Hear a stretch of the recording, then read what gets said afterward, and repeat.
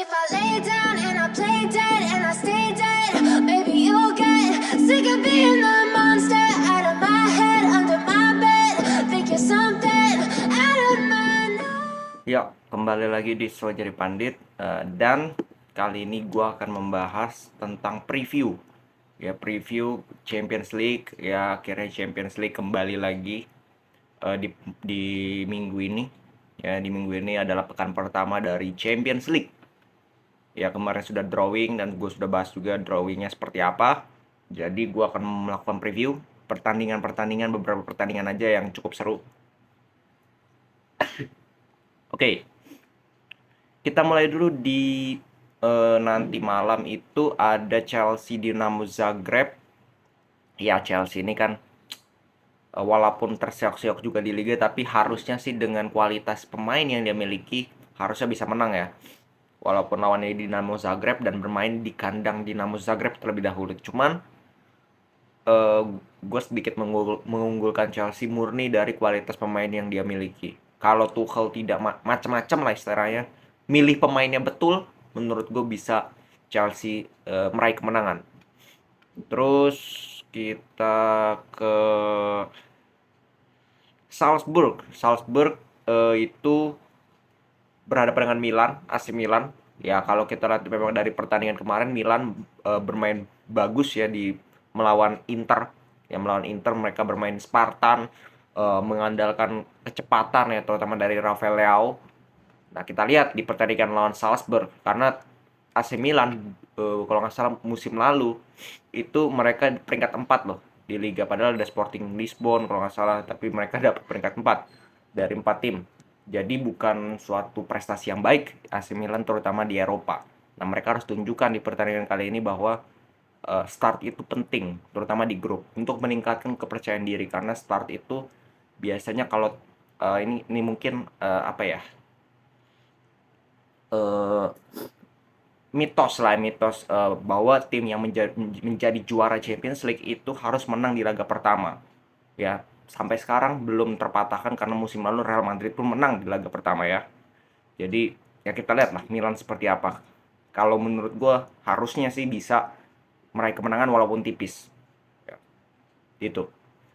Terus kita ke Celtic, Real Madrid. Nah, Celtic ini juga tidak boleh diremehkan. Di atas kertas Real Madrid punya segalanya untuk menang, segalanya unggul dari Celtic. Tetapi Celtic ini di liganya Scotland itu sementara pemuncak klasemen dengan 25 gol. Jadi nggak bisa diremehkan juga.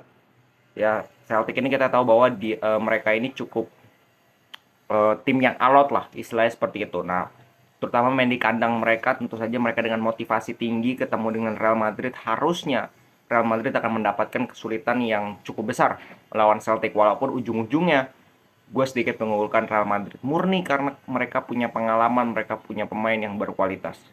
Itu. Terus kita ke grup G, itu ada Sevilla berhadapan dengan Manchester City. Nah, ini cukup berat juga nih untuk City. City kita tahu bahwa di beberapa pertandingan Premier League mereka menang iya. Cuman mereka pun ada struggle gitu loh. Enggak menangnya lancar terus enggak. Terutama kemarin kehilangan poin lagi. Nah, lawan Sevilla. Sevilla ini klub yang lagi hancur juga. Lagi hancur di La Liga. Ya, jadi harusnya sih City bisa memanfaatkan itu, bahwa Sevilla ini nggak banget ya kalau menurut gue. Terus ya gue sedikit mengunggulkan City lah murni karena Sevilla-nya benar-benar bapuk musim ini. Terus nah ini super big match PSG dengan Juventus. Nah, ini seru nih menurut gue karena PSG sedang on fire banget. Juventus pun sedang perlahan-lahan di liga mulai membaik. Ya, dan Di Maria sudah bisa balik main. Jadi artinya kekuatan Juventus ini akan kembali lagi kuat karena mereka punya pemain yang kreatif ya dari diri Di Maria. Dan Paris Saint-Germain menurut gue punya segalanya untuk bisa memenangkan pertandingan kali ini karena secara kualitas pemain jelas ada di atas Juventus. Tapi Juventus ini gue yakin akan bermain reaktif. Dalam arti mereka akan defense sekuat mungkin, ala Allegri lah, kita tahu lah. Ya, nah kita tinggal lihat betapa kuatnya pertahanan Juventus nanti dengan cederanya Bonucci, ya kemungkinan yang main akan Bremer dengan Danilo seperti pertandingan kemarin melawan terakhir kali itu lawan siapa ya? Yang mereka menang lah. Itu kemungkinan Danilo, mereka imbang lawan Fiorentina. Nah, itu kan Danilo dengan Bremer. Nah, di situ kelihatan bahwa dua pemain ini ya mediocre banget. Bagaimana mereka menghadapi Messi, Neymar dengan Mbappe itu yang menjadi permasalahan karena tiga-tiganya ini lagi sangat on fire. Ya, jadi walaupun ini akan menjadi match yang seru, tapi kembali lagi kalau menurut gua PSG akan mengambil advantage, mereka main di kandang sendiri, tentu saja mereka akan all out. Ya, dan siap-siap aja Juventus akan mengalami kekalahan perdana kalau menurut gue. Tapi kembali lagi kan, bisa saja mengejutkan, cuman gue tidak melihat Juventus ini bisa membuat PSG ini apa ya kalau gue bilangnya, ya tau lah dengan kualitas pemain yang mereka miliki terlalu sulit untuk bisa mengalahkan PSG sekarang. Keadaannya terbalik kalau mereka main di kandang dulu ya, main di Allianz Arena. Nah, itu bisa saja, tapi kalau ini main di kandangnya Prancis, di kandangnya PSG ya sulit. Gue bukan bilang tidak bisa, lebih sulit. Terus kita ke besoknya itu ada Liverpool Napoli. Nah, ini juga Napoli sedang bagus juga di Liga ya, sedang bagus juga, dan permainannya juga cukup atraktif di bawah Spalletti. Walaupun kehilangan Insigne, kehilangan Mertens, itu penting sekali, tapi mereka bisa menunjukkan permainan yang tetap bagus walaupun beberapa kali kehilangan poin, tapi nggak kalah buruknya juga Liverpool, bahwa mereka di Liga lebih terseok-seok lagi. Nah, ini menjadi masalah. Ya, ini menjadi masalah dari Liverpool. Apakah ini menjadi easy game untuk Liverpool? Definitely no. Karena Napoli akan membuat Liverpool kesulitan. Jadi untuk kali ini, ya dengan berat hati, gue akan sedikit mengunggulkan Napoli. Murni karena performa terakhir Liverpool ini sangat buruk. Ya, terakhir mereka ketemu itu 2019. Ya, 2 kali ketemu di grup. Napoli menang sekali itu di kandang, Liverpool imbang. Habis itu pertandingan kedua di Liverpool imbang. Jadi Napoli ini bukan lawan yang mudah juga untuk Liverpool. Ya, jadi gue sedikit mengunggulkan Napoli untuk pertandingan pertama ya. Kembali lagi, ini masih pertandingan pertama. Jadi untuk istilahnya kalau lu lari ya, ini start jongkok lu bener. Ya, siapa yang start jongkoknya paling benar. Nah, ini pertandingan pertama inilah yang menggambarkan itu. Jadi belum pasti juga yang menang pertama ini langsung akan on fire gitu, belum tentu juga ya. Terus Atletico Porto. Nah, Atletico ini kan suka kesulitan lawan tim-tim seperti Porto. Porto ini kalau bertahan ya itu kokohnya minta ampun. Mereka tuh ada Pepe ya di belakang, itu tua-tua keladi gitu istilahnya. Jadi cukup akan kerepotan kalau gue bilang ya, Atletico walaupun mereka menang, tapi menangnya itu yakin gue akan kesulitan sekali karena pertahanannya si Porto ini ya, itu sudah teruji ya musim lalu juga di Champions League, mereka begitu kokoh ya. Jadi akan cukup sulit lah untuk Atletico. Nah, kita ke grup C. Gue tidak mau bahas Barca karena lawannya Victoria Plizen ya, merem. Inter berhadapan dengan Bayern Munchen. Nah, ini seru nih. Main di Giuseppe Meazza. Kemarin mereka mainnya buruk sekali lawan Milan. Buruk sekali. Kalau mereka main begitu, lawan Milan kalah 3-2, lawan Bayern Munchen bisa kalah 8-2 ya.